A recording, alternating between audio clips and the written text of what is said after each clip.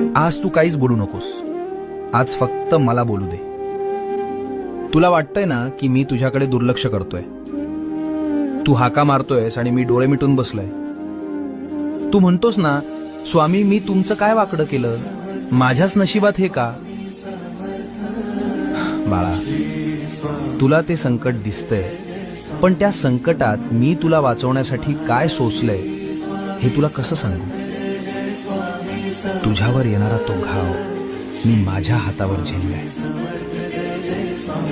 तुझा माझ्यावरचा राग सुद्धा मला गोड वाटतो रे, कारण त्या रागाच्या मागे तुझं माझ्यावरचं प्रेम दडलंय. हे बघ, जगाला वाटत असेल की तू हरलायस, पण जोवर माझी नजर तुझ्यावर आहे तोवर तुला हरवण्याची ताकद काळामध्ये सुद्धा नाही.